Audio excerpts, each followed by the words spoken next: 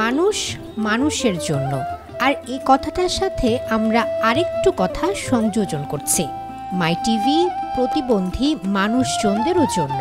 এজন্যই মাই TV on এয়ারের সূচনা লগ্ন থেকেই প্রতিবন্ধী মানুষজনদের সহযোগিতার জন্য নির্মাণ করছে প্রামাণ্য অনুষ্ঠান আমরাও পারি।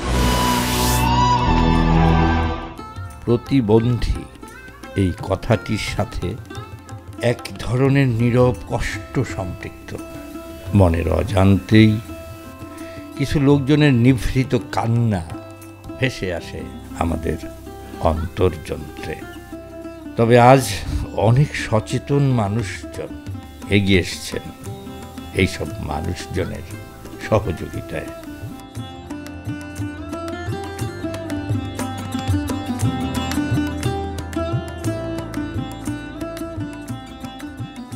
তাদের পাশে থেকে তাদেরকে কর্মক্ষম করে তুলতে প্রতিষ্ঠিত হয়েছে অনেক প্রতিবন্ধী পাঠশালা। এখানে শরীরচর্চা, নানাবিধ কসরত, খেলাধুলা, গীত, নৃত্য ইত্যাদি বিষয় শিখিয়ে পড়িয়ে এদেরকে স্বাবলম্বী করে গড়ে তোলা হচ্ছে। এরা এখন আর বোঝা নয়, পরিবার সমাজের জন্য।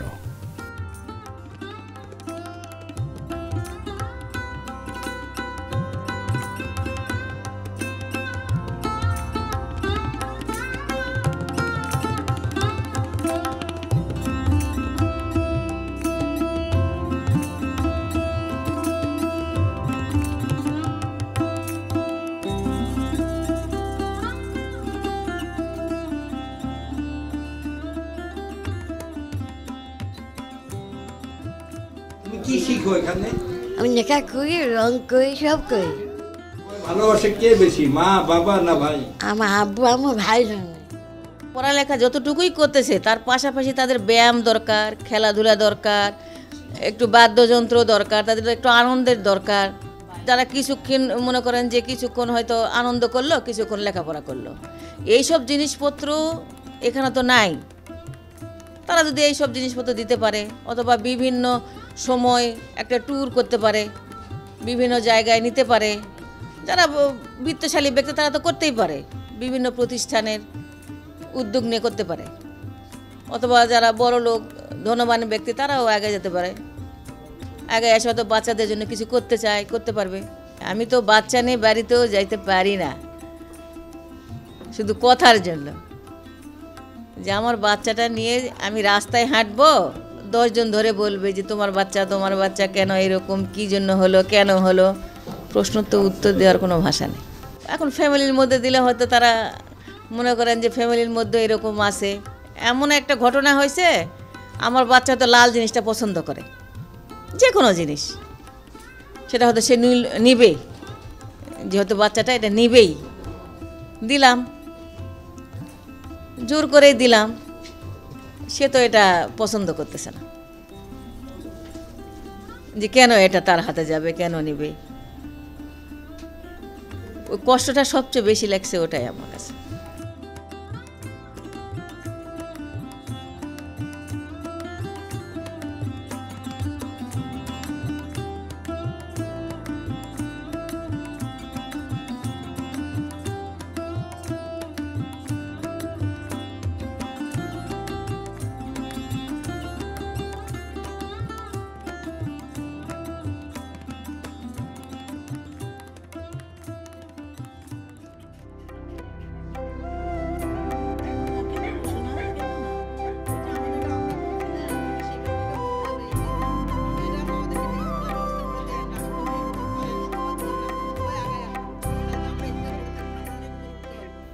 Bago. Kala o bago. Paul. Bo. Bam. Die. আমি গান গান আমাদের হারমোনিয়াম ছিল, গান এখন আমাদের স্কুলের এমন অবস্থা, আজকে যাযাবরের মতো একবার এখানে একবার এখানে একবার এখানে, যার কারণে কিছুই নাই। এখান থেকে আমরা মুক্ত, আমরা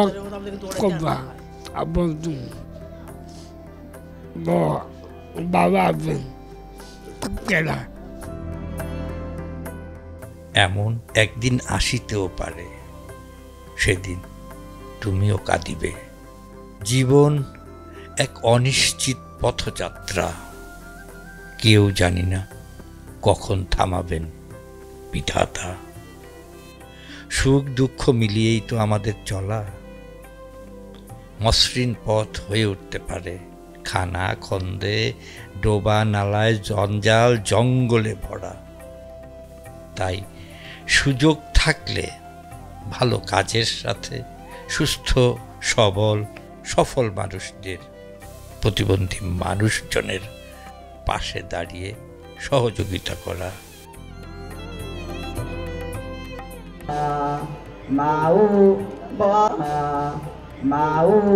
বড় ধন ওরে মায়ের মতো এই দুনিয়ায়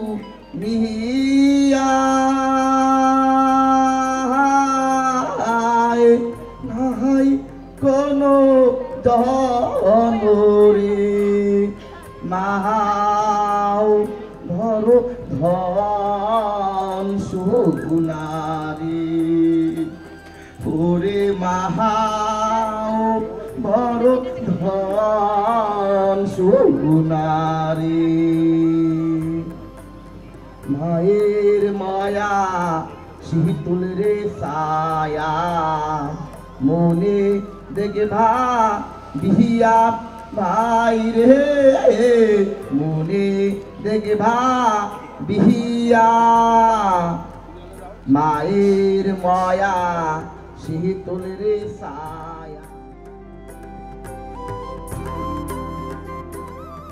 আজকে আমার বাচ্চাটাকে নিয়ে আমি যেমন কষ্ট করছি, এখানে আমার শত শত বোনেরা আছে এরকম বাচ্চাদের নিয়ে কষ্ট করে।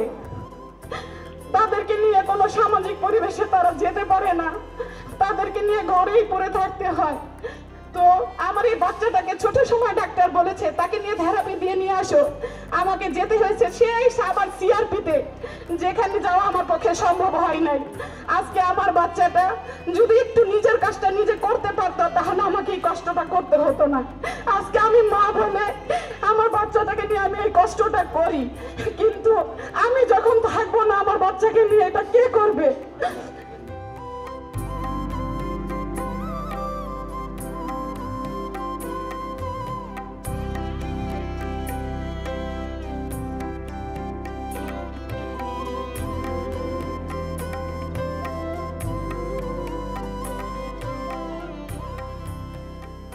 সৃষ্টিকর্তা নিশ্চয়ই আমার জন্য কোনো ভালো রাখছে, এর জন্য হয়তো আমাকে এরকম একটা বাচ্চা দিছে, এইটাই এখন মনে করি।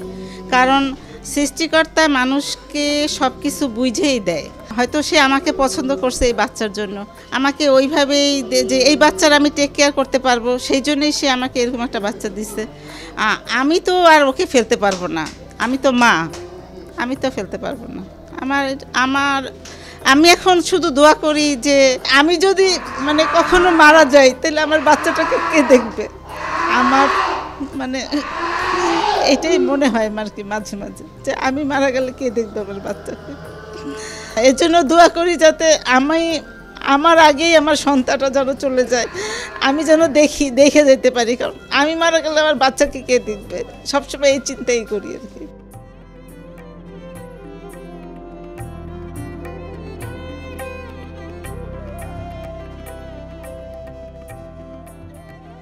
এই সন্তানকে নিয়ে একটাই স্বপ্ন, যাতে আমার মাননীয় প্রধানমন্ত্রী শেখ হাসিনা ওদের জন্য একটা থাকার আবাসিক একটা ব্যবস্থা করে, আমরা যাতে নিশ্চিন্তে মারা যাওয়ার পরে নিশ্চিন্তে থাকতে পারি যে না আমার বাচ্চাটা এখানে ভালো থাকবে।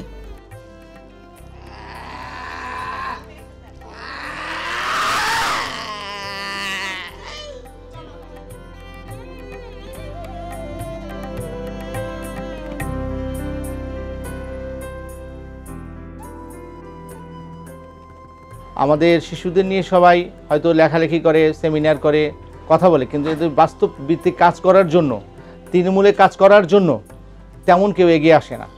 তারই ধারাবাহিকতায় আমরা 15-তে আমরা কার্যক্রম এখানে আনুষ্ঠানিকভাবে শুরু করি, কিন্তু তারও আগে আমরা 9-10 থেকে শুরু করি এই অটিস্টিক শিশুদের কেরানীগঞ্জ, নবাবগঞ্জ, দোহার এই দক্ষিণের এই বেল্টের যারা আছে তারা সেই সব শিশুদের নিয়ে কেউ ভাবার মতো সময় সুযোগ হয় না, এবং বাস্তবভিত্তিক কিছু কাজ তাদের দরকার।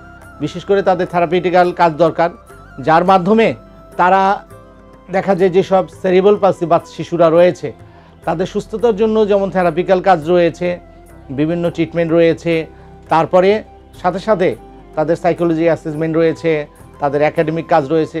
সব কাজগুলাই আমাদের খুব দরকার হয়ে পড়ে শিশুদের জন্য।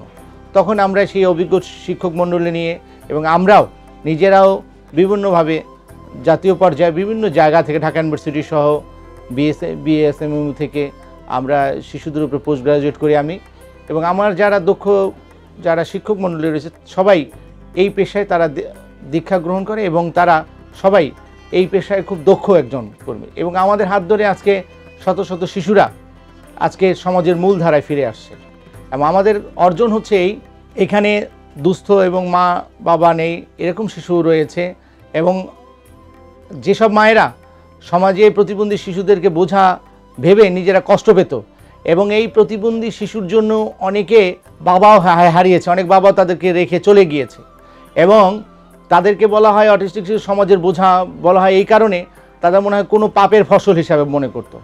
আমাদের এখানে এসে সেই ভ্রান্ত ধারণা থেকে তারা মুক্ত হয়েছে, এবং মাননীয় প্রধানমন্ত্রী জননেত্রী শেখ হাসিনা এবং তার কন্যা সাইমা ওয়াজেদ পুতুল ম্যাডাম তিনি যেমন বিশ্বের দরবারে নেতৃত্ব দিচ্ছেন অটিজম নিয়ে, আমরাও চেষ্টা করছি বাংলাদেশে অটিজম শিশুসহ যারা বিশেষ চাহিদা সম্পন্ন শিশু রয়েছে তাদেরকে সমাজের মূলধারায় ফিরিয়ে আনার জন্য আমাদের অক্লান্ত পরিশ্রম চেষ্টা আছে।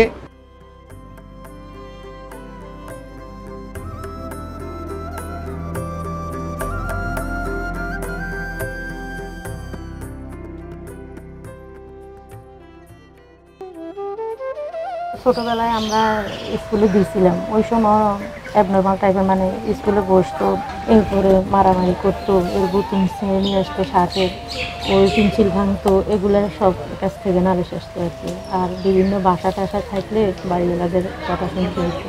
তখন বয়স কত হয়েছে? এর বয়স এখন 17 বছর চলে। এখন ডাক্তার দেখা? হ্যাঁ, ডাক্তার দেখাইতেছি। আজ 5 বছরের ভিতরে সব বড় বড় ডাক্তারে দেখাইছে, ওরা সবাই বলতেছে ব্রেন ডেভেলপের কাউন্সিলিং করতে হবে। রাগ ছিল, প্রচন্ড রাগ ছিল, এখন একটু কমছে ওষুধ টষুধ ইয়ে করার পরে। এর আব্বুরে মারতো, আমারেও মারে, আমার একটা ছোট মেয়ে আছে এরেও মারতো। আর এরে তো ক্লাস 1-এ কিংবা শিশুতে ভর্তি হতে হবে, শিশুতে তো আর ভর্তি করানো যাবে না।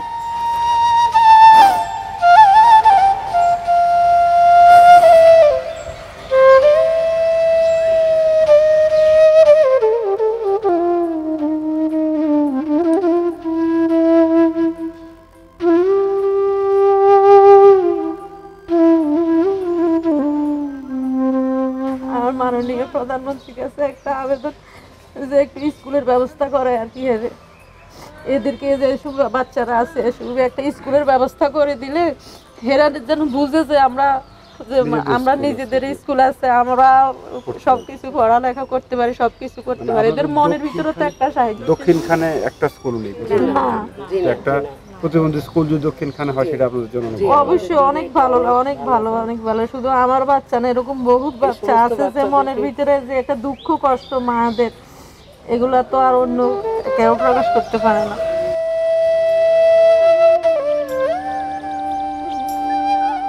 আমরা মনে করি সমস্ত পাবলিক স্কুলই প্রতিবন্ধী ব্যক্তি।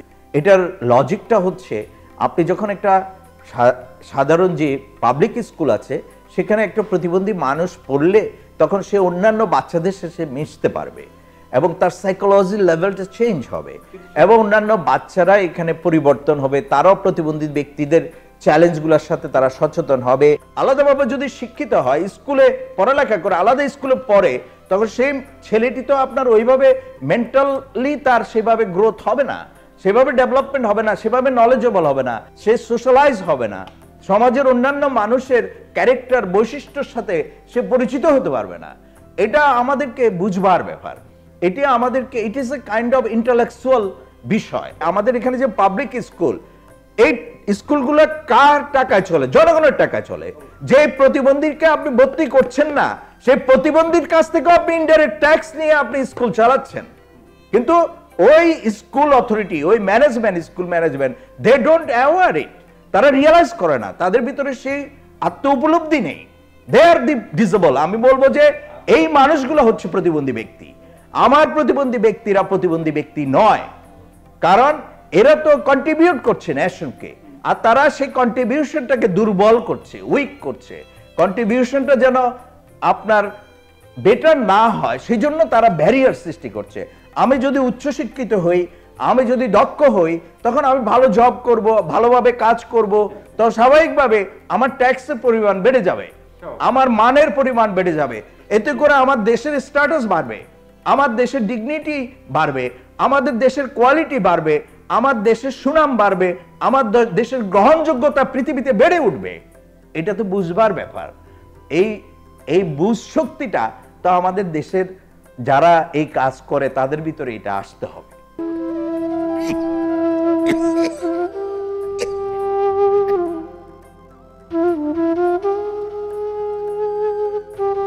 জন্মিলে মরিতে হবে, এই চিরন্তন শাশ্বত বাণীতে শেষ করছি আমাদের আজকের আয়োজন।